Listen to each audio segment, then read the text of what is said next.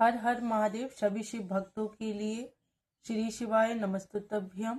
15 फरवरी की महाशिवरात्रि है, जिसको शिव पार्वती के विवाह के नाम से जाना जाता है। और महाशिवरात्रि को हमारे हिंदू धर्म में बहुत ही धूमधाम से मनाया है। परम पूज्य गुरुदेव के द्वारा बताए गए नियमों का पालन कर सकते हैं। आपके बहुत सारे रुके हुए कार्य हों जो आप अभी तक संपन्न नहीं हुए हैं, या आप कुछ बहुत दिनों से परेशान हैं जो आपका कार्य नहीं बन पा रहा है, आपने सारे यतन कर लिए फिर भी आप तकलीफ में है, और शिव मंदिर में जाकर शिवलिंग की पूजा करें। पार्थिव शिवलिंग का निर्माण किया जाए और उस पार्थिव शिवलिंग का शिवरात्रि के दिन विशेष रूप से पूजन किया जाए तो महादेव अति प्रसन्न होते हैं, और इस पूजन को कर रहा है तो उसकी सभी मनोकामनाएं पूर्ण होती हैं। और इसका मुख्य उद्देश्य ये होता है कि शिवरात्रि के दिन या किसी भी अवसर पर आप पार्थिव शिवलिंग का पूजन करते हैं तो इसका तुरंत फल मिलता है, इसलिए पार्थिव शिवलिंग का महत्व ज्यादा माना गया है। इसके बावजूद भी पार्थिव शिवलिंग के प्रमाण और भी गहरे हो जाते हैं। आपने कथा भागवत में सुना होगा कि भगवान राम ने जब पुल का निर्माण किया था सीता जी की खोज करने के लिए, भगवान राम ने शिव जी की उस शिवलिंग का निर्माण किया था, जो पुल बनाया था। तो उसके लिए पहले भगवान शिव की आराधना की थी, शिवलिंग बना भगवान राम ने। भगवान राम पार्थिव शिवलिंग का एक प्रमाण मिलता है कि राम ने भी पार्थिव शिवलिंग का पूजन किया था। तो इस तरह आप भी पार्थिव शिवलिंग का पूजन कर सकते हैं। पार्थिव शिवलिंग तो वैसे तो अभिषेक किया जाता है, बड़े विधि विधान के साथ किया जाता है।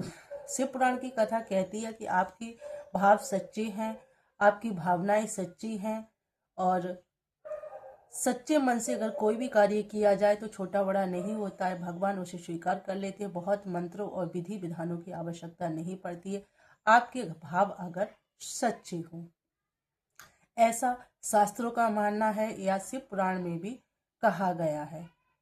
तो उन शास्त्रों के अनुसार आप पार्थिव शिवलिंग की पूजा कर सकते हैं। पार्थिव शिवलिंग के लिए एक शुद्ध मिट्टी लाएं, वो किसी या तो पेड़ जैसे कि बेलपत्र के पेड़ की जड़ की नीचे की मिट्टी हो, या किसी और शुद्ध पेड़ के जड़ की मिट्टी हो, या किसी गमले से उस मिट्टी से पार्थिव शिवलिंग बनाएं, जिसमें गाय का गोबर, घी, मीठा, इस तरह से तत्वों को मिलाकर पार्थिव शिवलिंग का निर्माण करें। पार्थिव शिवलिंग को पहले से बनाकर नहीं रखा जाता है, जिस दिन आप पूजन कर रहे हैं उसी सब वक्त पार्थिव शिवलिंग को बनाया जाता है। 1-2 घंटे या 2-3 घंटे पहले आप पार्थिव शिवलिंग को बनाकर तैयार कर सकते हैं। जैसे शिवलिंग का आकार होता है उसी रूप में आप शिवलिंग को तैयार करें। मन में ये श्रद्धा और भावना हो कि वो पार्थिव शिवलिंग मिट्टी की नहीं, ये कैलाश पर रहने वाले उन महादेव की प्रतिमा है। वो कैलाश निवासी महादेव हैं जिनकी हम शिवलिंग का निर्माण कर रहे हैं। उनमें यही आस्था देखें, यही भावना देखें कि ये महादेव हैं, और महादेव की भावना से ही उस शिवलिंग का पूजन करें। बहुत विधि विधान ना करके आप साधारण रूप से घर में शिवरात्रि के दिन इस पार्थिव शिवलिंग का निर्माण कर सकते हैं। सायंकाल में या फिर दोपहर में जब आपको शुभदा लगे तब आप इस शिवलिंग का पूजन कर सकते हैं। वैसे तो 4 पहर की पूजा मानी जाती है शिवरात्रि पर, और अगर आप उस तरह नहीं कर सकते तो एक बार भी भगवान शिव की शिवलिंग का निर्माण करके और उन पर अभिषेक करें। अभिषेक के लिए बहुत विधि विधान की जरूरत नहीं है, बहुत मंत्रों का आह्वान आप नहीं कर सकते, क्योंकि विद्वान ब्राह्मण ही कर सकता है, हमें इतने मंत्रों का ज्ञान नहीं होता है। तो इसलिए ओम नमः शिवाय का ही मंत्र सबसे बड़ा मंत्र है। उस मंत्र का जाप करते हुए आप पार्थिव शिवलिंग का पूजन कर सकते हैं। भाव, श्रद्धा भाव आपके सच्चे हों, भावनाएं, शर्त यही है कि भावनाएं आपकी बिल्कुल सच्ची हो, तो महादेव उस पूजा को स्वीकार करते हैं। तो पार्थिव शिवलिंग का जब आप निर्माण करने के बाद आप जब पूजन के लिए लें तो एक चौकी लगाएं, उस पर एक थाली या बड़े से थाल में पार्थिव शिवलिंग को रखें, और वहां से अपनी जगह से इधर उधर ना करें, एक जगह ही स्थान पर रखी रहने दें।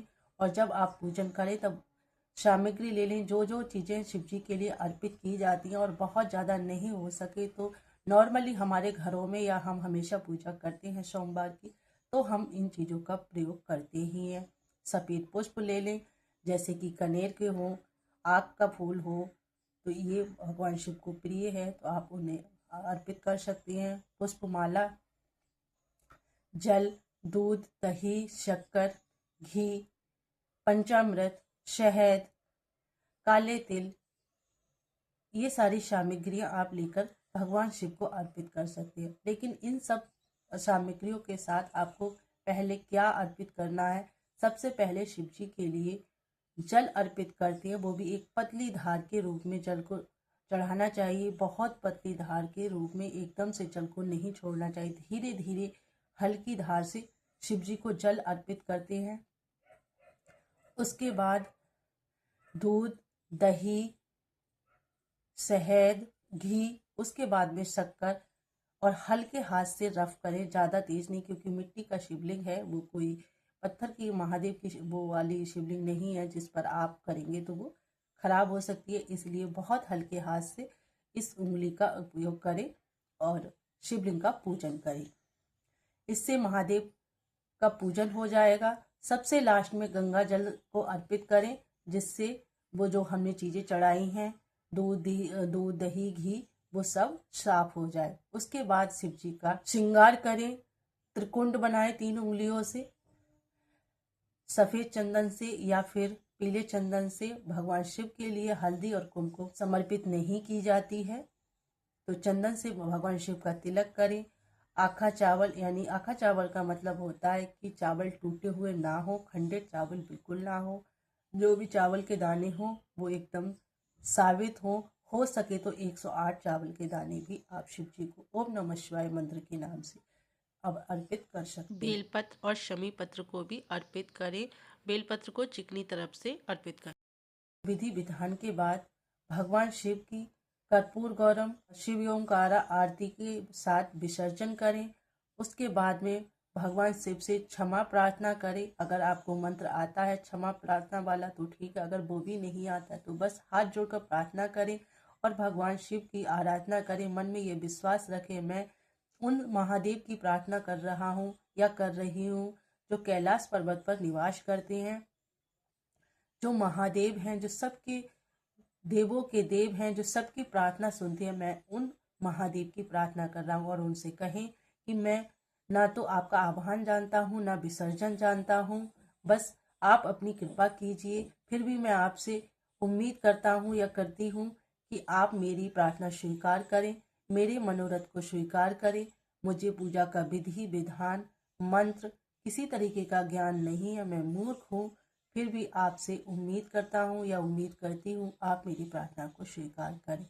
भाव आपके सच्चे हो तो महादेव अवश्य सुनेंगे, क्योंकि महादेव बहुत दयालु हैं, वे भोलेनाथ हैं, उनका नाम ही भोलेनाथ है, वो सब पर दया करते हैं।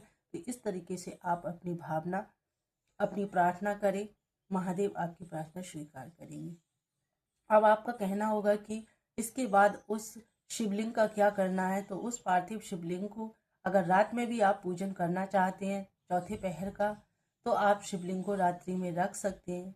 नहीं तो आप शिवलिंग को विसर्जन करें किसी जलाशय में या कोई गंगा, इस तरह का कोई स्थान हो। अगर नहीं संभव नहीं है तब आप बेलपत्र के पेड़ की जड़ में भी उस शिवलिंग को विसर्जन कर सकते हैं, या आप तुलसी के पौधे को छोड़कर किसी भी गमले में भी विसर्जन कर सकते हैं, जहां आपके पैर और वो मिट्टी आपके पैरों तक ना आए। क्योंकि हमने शिव जी को उस मिट्टी का जो शिवलिंग तैयार किया वो शिव भगवान को मानकर किया, तो इसलिए वो हमारे पैरों में या अन्य ऐसी जगह ना हो जहां कोई अपराध हो। तो इस तरीके से आप किसी गमले में या किसी पेड़ की जड़ में शिवलिंग को विसर्जन कर दें और भगवान से अपनी प्रार्थना अवश्य करें। उम्मीद करती हूँ आपको ये वीडियो अच्छा लगा होगा। में संदेह हो तो कमेंट करके पूछ सकते हैं। हर हर महादेव। फिर मिलते हैं नेक्स्ट वीडियो में। आप भगवान शिव के सच्चे भक्त हैं तो कमेंट्स में हर हर महादेव या श्री शिवाय नमस्तुभ्यम अवश्य लिखें। आप कहाँ से इस वीडियो को देख रहे हैं अवश्य लिखें, या आप पार्थिव शिवलिंग का पूजन करना चाहते हैं, आपको बताई गई जानकारी अच्छी लगी हो तो कमेंट में हर हर महादेव या श्री शिवाय नमस्तुभ्यम अवश्य लिखें।